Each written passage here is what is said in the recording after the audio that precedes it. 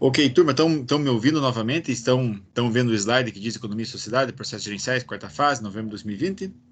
Dá para ver? Sim. Então, Aham, beleza. Então, a partir daqui, nós começamos, então, nossa aulinha de hoje. Hoje vai ser uma aula curta, tá? Não vai ser muito prolongada. Nós estamos, então, na terça-feira, dia 17/11. Até onde me consta, eu não posso dar, né, 100%, né, de garantia, né, informação de vocês, para vocês, mas essa seria a nossa última aula esse ano, porque daí, no caso, semana que vem, vocês têm a semana de avaliações, né? E essa seria a última disciplina mesmo, né? Sem contar, no caso, o trabalho que vocês iam estar fazendo para apresentar, para entregar, no caso, né, do PIPA. Então, essa seria nosso último encontro. Então, hoje vai ser uma aula curta, na verdade, né? Vamos fazer uma revisão. Só vou concluir um último tópico com vocês. Fazer uma revisão, mas realmente uma revisão muito breve do conteúdo, tá? Eu não quero me aprofundar, porque eu não, são basicamente as mesmas informações que já estão no portal para vocês, né? E eu quero aproveitar a oportunidade e dar um feedback da primeira tarefa do PIPA, né, que vocês já entregaram, que já foi avaliado. Eu vou dizer por que, não especificamente em cada caso, por que ficou com aquela nota, mas no geral, tá? Quais foram os critérios de avaliação? Que, né, os alunos, no caso, sabiam, mas eu vou estar relembrando, mostrar para vocês como é que isso foi avaliado na primeira tarefa do PIPA, beleza? Que vocês já entregaram e já saiu a nota, inclusive. Então, hoje vamos ter uma revisão geral do conteúdo, de uma forma muito breve, na verdade, né? Então, serei bem breve aqui nesse tópico aqui. As revisão das notas, né, da primeira tarefa.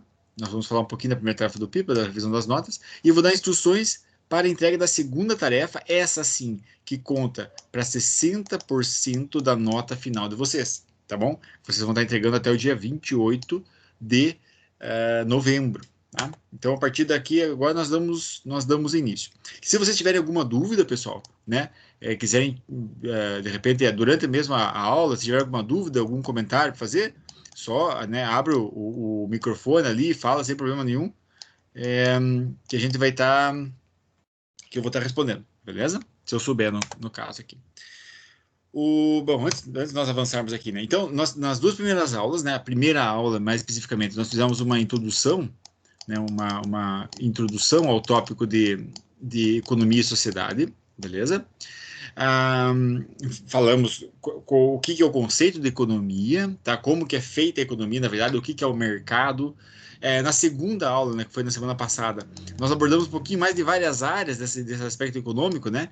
Seja vários setores, né? O setor primário, setor secundário, terciário e quaternário. Falamos da influência dos tipos de mercado na economia, falamos da questão da escolha das pessoas, enfim, foi uma aula muito mais aprofundada, né? Se você de repente, vocês que estão assistindo a aula agora ao vivo, se já acompanharam, beleza, estão lembrando mais ou menos do que eu falei. Se vocês não lembram muito bem, vale a pena vocês dar uma olhada no canal do professor Gilmar lá, que lá tem as aulas gravadinhas, né, que nós enviamos.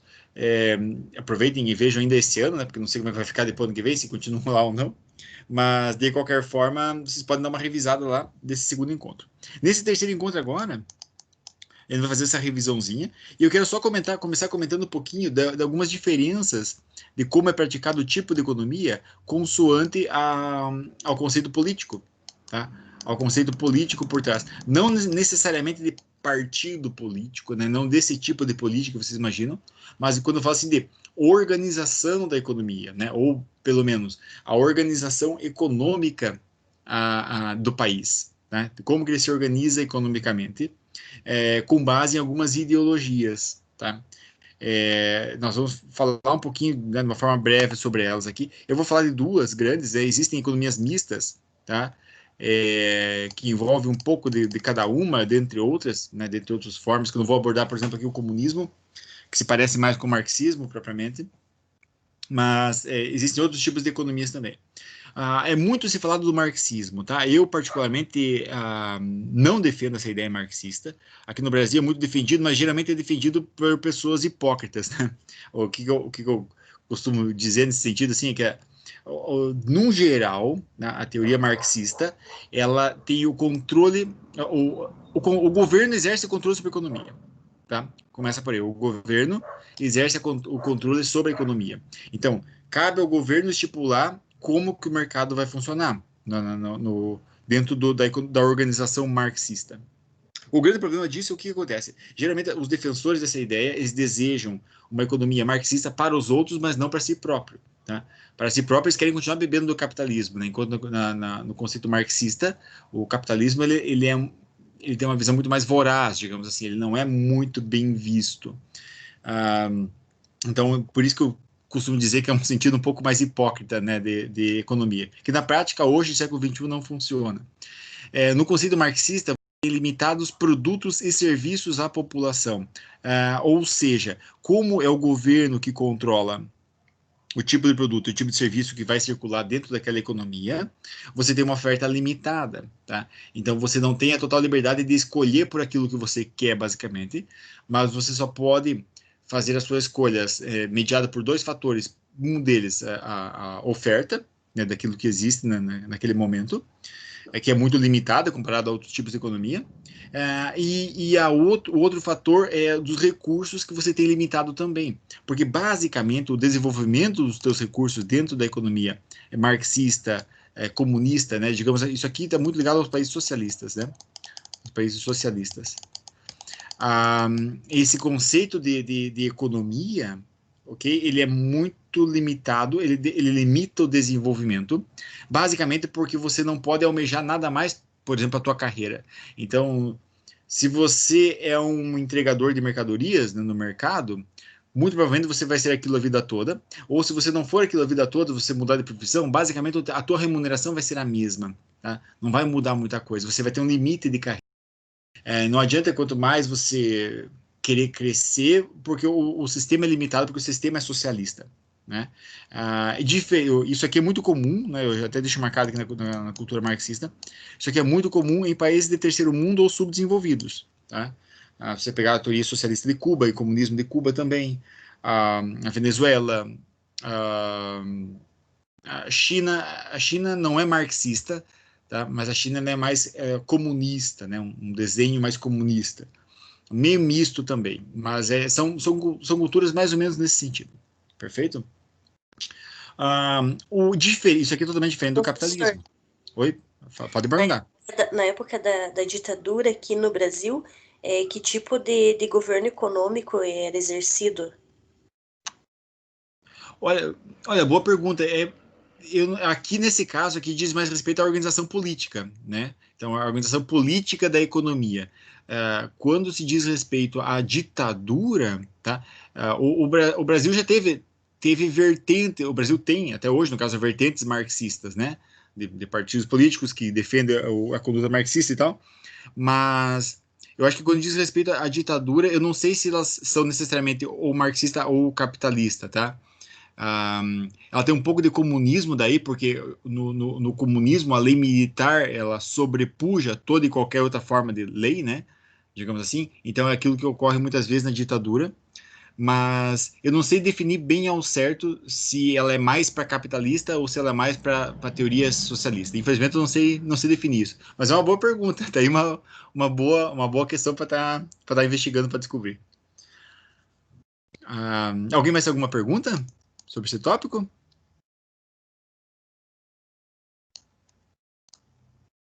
Perguntas? Não? Então vamos avançar.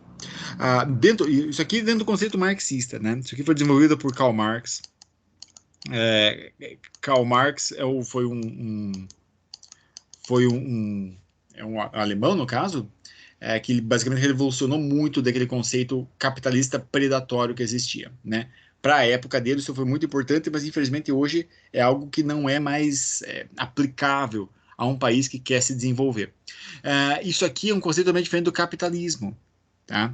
O capitalismo você tem pouca influência do governo, basicamente, porque o governo, então, ele regula alguns tipos de taxas, alguns tipos de impostos, mas ele não exerce uma influência, ele não mergulha necessariamente na escolha que as pessoas fazem, perfeito? Então ele deixa que as pessoas escolham aquilo que elas querem para as carreiras delas, que tipo de carro que eles querem ter, que tipo de emprego e tudo mais que querem ter, dentro das suas possibilidades financeiras, obviamente, né? E essa pouca influência, tanto isso é exercido tanto para a parte pessoal das pessoas, né? Digamos, a pessoa, como que eu posso dizer, as pessoas, a população, tá? Quer dizer isso, então é pouca influência quanto às escolhas da população e ao mesmo tempo pouca influência nas escolhas das empresas, ok? Porque no capitalismo, dentro de um capitalismo, você tem um aumento gradual ou às vezes até abrupto da privatização, ok? Da privatização. Enquanto aqui o Estado domina, tá? Então o governo, no caso, né, nomeado aqui pelo Estado, domina a economia, no capitalismo a tendência é contrária, tá? Então o governo ele se limita às questões básicas, né, e legais do desenvolvimento humano e o aumento da privatização, quer seja de serviços, né, gerais, mesmo quer seja da infraestrutura como um todo, né? Estradas privatizadas, por exemplo. Você tem grande variedade de produtos e serviços, tá? Porque, como é óbvio, aqui a ideia é fazer com que as empresas lucrem para poder pagar os seus funcionários. Então, você tem muita variedade, vários tipos de empresas funcionando, vários tipos de produtos e serviços sendo oferecidos. É comum em países desenvolvidos, né, do primeiro mundo, né, o maior exemplo do capitalismo talvez seja os Estados Unidos, apesar de que lá é exercido um capitalismo mais ou menos predatório, mas ainda assim é um grande exemplo. O Japão é um grande exemplo. Enfim, existem outros, em Canadá e tudo mais. É presente os princípios de livre mercado e concorrência. Tá? Então, no capitalismo, como existe pouca influência do governo sobre a economia, né, diferente daqui da questão do marxismo, no capitalismo você tem o livre mercado, por exemplo. Tá? Então, as pessoas tanto são livres para comprarem o que elas desejarem, quanto são livres para vender o que elas desejarem, para quem elas desejarem. Perfeito? Quem estiver interessado em comprar, enfim, existe um mercado mais ou menos livre, e essa liberdade de mercado permite a geração de concorrência. Ok? Então, se eu tenho uma loja de sapato, e o meu colega também, que tem uma loja de sapato, nós vamos fazer concorrência um para o outro. Isso aqui é totalmente permitido dentro do conceito capitalista. Beleza? No conceito marxista, nem tanto, tá? Porque aqui a vertente é mais socialista, então os produtos e serviços são ofertados de forma limitada apenas para suprir as necessidades momentâneas daquele povo, daquela sociedade específica. Perfeito? O problema do capitalismo, ele assenta onde? No capitalismo predatório. Tá? Aqui é muito, eu posso definir assim, não é necessariamente um problema do capitalismo, ok? Então não é um problema do capitalismo, mas é um problema do pensamento capitalista, né? O pensamento das pessoas, ok? Das pessoas. O que eu quero dizer com isso? Independentemente de morar num mundo marxista, não, num país, né, que vive o marxismo, o comunismo, o socialismo ou o capitalismo, tá? Independentemente disso, todas as pessoas têm desejos, né? E geralmente é um desejo de amar o dinheiro. Então as pessoas amam ao dinheiro. Um grande problema que assenta nisso é que dentro do capitalismo, esse meu amor, né, o meu amor exacerbado, digamos assim, ao dinheiro, pode me gerar um ser mais predatório, tá? Então, eu vou passar por cima de outras pessoas, eu posso muitas vezes quebrar leis, posso, enfim, cometer atrocidades em alguns casos, tá? Simplesmente por ficar mais rico, porque o sistema me permite isso, porque eu amo dinheiro. Então, como eu costumo dizer, não é necessariamente o capitalismo predatório, não é necessariamente um problema do sistema capitalista, mas é das pessoas, ok? As pessoas, os seus desejos que muitas vezes se tornam insaciáveis dentro desse, desse estilo de vida, ok? Aqui nós temos existem economias mistas nesse caso, que equilibram vários aspectos, quer seja capitalistas, socialistas e comunistas e tudo mais. A América Latina como um todo hoje, se for para você definir dentro de uma visão holística e integral, ela é uma economia mista, tá? Então ela tem conceitos marxistas e socialistas, mas também vive um pouco de capitalismo. Perfeito? Gente, se tiver alguma dúvida para perguntar mais para frente, fiquem à vontade. Agora, de uma forma geral, na verdade, eu vou fazer um resumo bem breve daquilo que vocês já tiveram no portal, beleza? Começando aqui, no caso, pela primeira semana, no unidade de aprendizagem 1, que vocês trabalham muito sobre noções gerais de economia e economia política. Aqui é definido um pouco daquela questão do marxismo, as teorias, né, marxistas e socialistas e capitalistas e tudo mais. É definido a questão da economia também muito de uma forma parecida com o que nós trabalhamos também na nossa primeira aula, ok? ok? Nesses pressupostos e conceitos das principais correntes econômicas, tratado esses conceitos principais, né? Quer seja dos clássicos, o de Karl Marx, no caso, né? De Karl Marx também, os neoclássicos, Keynes, né? Que são outro tipo de pensador, da escola keynesiana, por exemplo, tá? Enfim, no portal de vocês, eu fiz hoje aqui uma abordagem bem breve, simplesmente diferenciando dois tipos de pensamentos econômicos, mas no portal de vocês têm uma abordagem um pouco mais completa. Até vale a pena fazer esse comentário. Esses slides aqui eu vou estar enviando por material também, assim como eu enviei os do mês passado, por exemplo, para vocês fazerem o download. Tá? Então, não se preocupem em querer anotar tudo que está ali agora, porque talvez não dê tempo, né? Mas eu vou estar enviando para vocês assim como foi feito no link do mês passado. Lá no portal também, para quem ainda não leu, né, estou recomendando já para fazer essa leitura, porque são itens que caem na prova, vocês sabem muito bem disso. Tem na unidade de aprendizagem 3 falado um pouco sobre o custo de oportunidade e as suas aplicações, né? E nós falamos sobre isso na aula passada, né? A questão da fronteira da possibilidade de produção, em cima daquele gráfico, por exemplo, de um sistema que torna-se eficiente ou não eficiente, com base no recurso que eu tenho e na demanda, né? Ah, daquilo que eu posso vender, daquilo que está sendo ofertado ou vendido, no caso.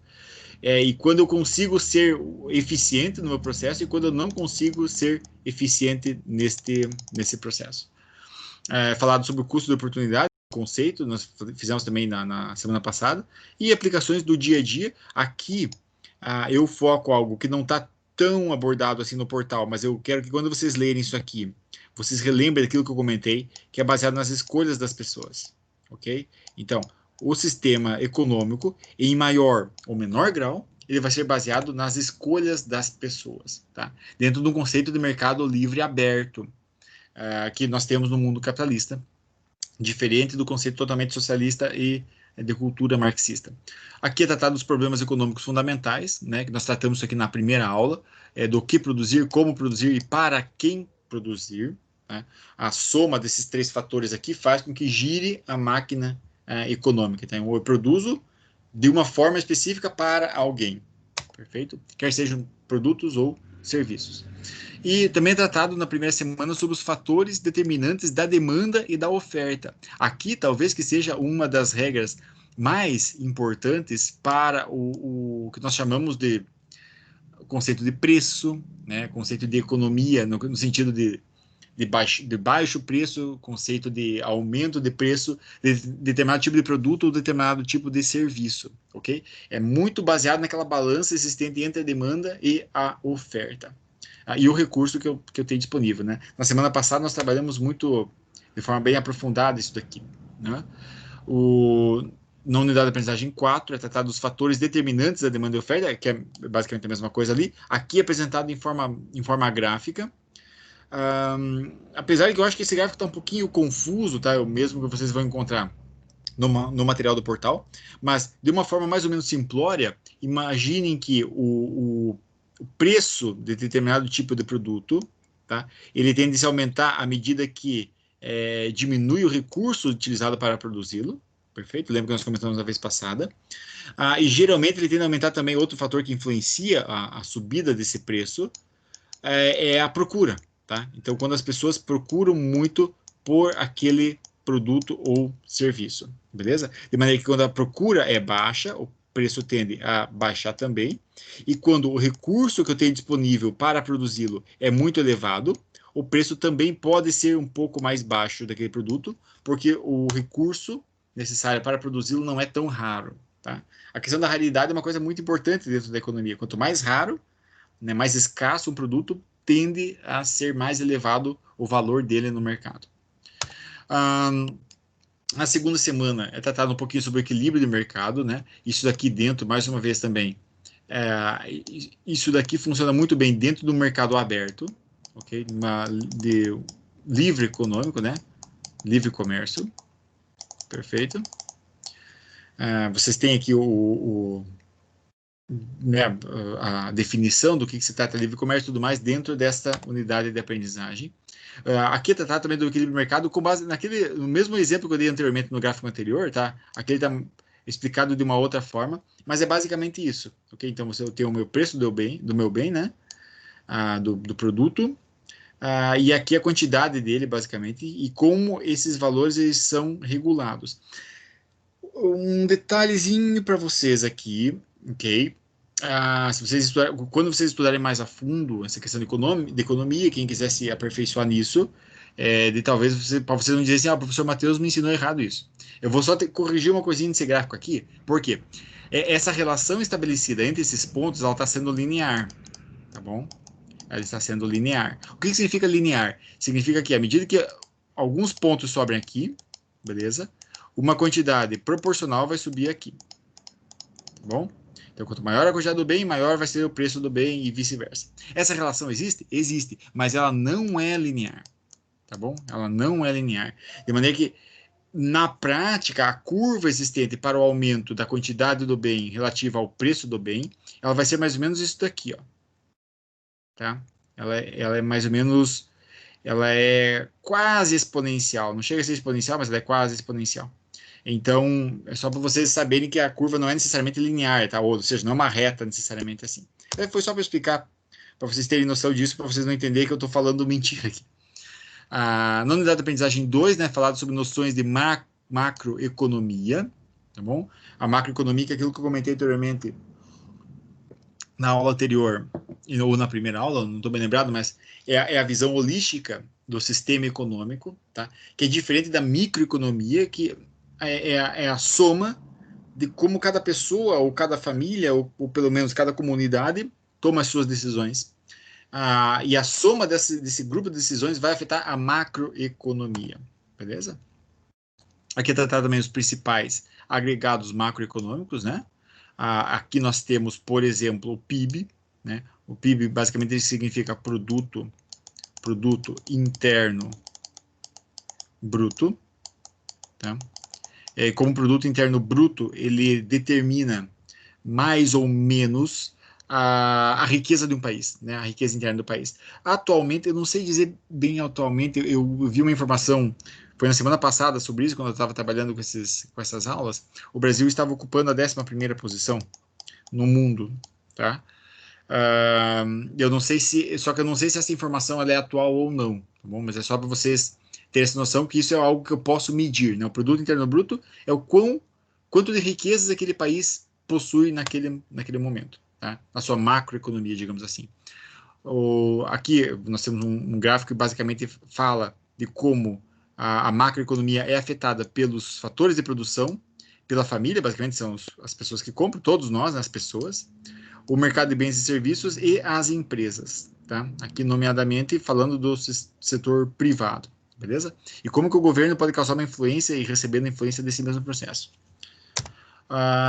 E aqui um pouquinho tratado sobre crise versus endividamento, tá? Em cima deste gráfico aqui do PIB também, que trata da seguinte forma: quando uma economia ela está em crise ou em desaceleração, beleza? Isso significa que o meu PIB, o produto interno bruto, começa a baixar, tá? Ele diminui a riqueza interna. Isso significa, então, é um marcador. Não quer dizer que é o único existente, mas é um dos principais marcadores mostrando que a minha economia está baixando, tá? Ela passa por fase de recessão econômica, né?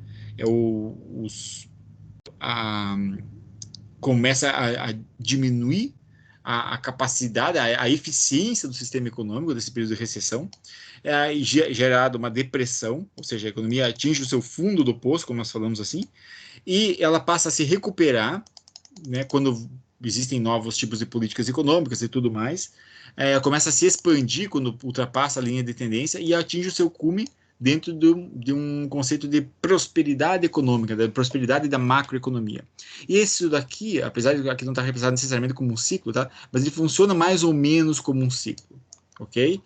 Eu digo mais ou menos porque isso aqui não é uma lei que, quando o país passa por uma crise de aceleração e de recessão, ele vai se recuperar e vai chegar no cume e se expandindo. Isso aqui não é uma lei necessariamente tão fixa, porque eu posso passar por muito tempo de recessão e muito tempo de depressão, ok? E pode ser que a minha recuperação não chegue nem aos pés de recuperar, sei lá, 50% do PIB que outrora existiu. Então, não é necessariamente uma lei, tá? Mas é uma tendência, como é bem colocado aqui neste gráfico. E na terceira semana da unidade de aprendizagem, né? tratando um pouquinho sobre o Sistema Brasileiro de Defesa da Concorrência, né? Existente, ou pelo menos remodelado nessa lei de 2011, perfeito? Fala aqui da intervenção do Estado na economia. No Brasil, ainda existe uma intervenção pesada, comparativamente a outros tipos de governo, mas basicamente porque o Brasil, a população brasileira ainda é muito dependente do assistencialismo. E isso gera uma diminuição do desenvolvimento econômico. Tá? Como nós comentamos um pouquinho na aula passada, né? Então, quanto mais você privatiza serviços, tende a gerar mais concorrência, então as empresas elas têm que ofertar preços cada vez mais atraentes para os seus consumidores, e a partir disso começa a ter um desenvolvimento, passa a ter mais gente empregando, mais empresas sendo criadas, mais empregos sendo gerados e tudo mais. Quando os produtos e serviços passam a ser muito dominados pelo setor público, né, pelo governo, não existe muito desenvolvimento econômico, ou seja, quando a intervenção na economia é dada pelo setor público, o desenvolvimento econômico ele é um pouco bloqueado. Tá? Então, o Brasil está num misto, então ele é um país capitalista, mas ainda bebe muito da fonte marxista e socialista. Ainda nós não vivemos um conceito de livre mercado totalmente, né? E autorregulado. Aqui na unidade de aprendizagem 2 é tratado sobre o IDH, que é o Índice de Desenvolvimento Humano, tá? É um índice que usa também a esfera econômica para ser determinado, né? Ele é calculado, né, frequentemente, digamos assim, pelas agências, por agências internacionais. Nesse caso aqui, ele é desenvolvido pela ONU, que é a Organização das Nações Unidas, tá?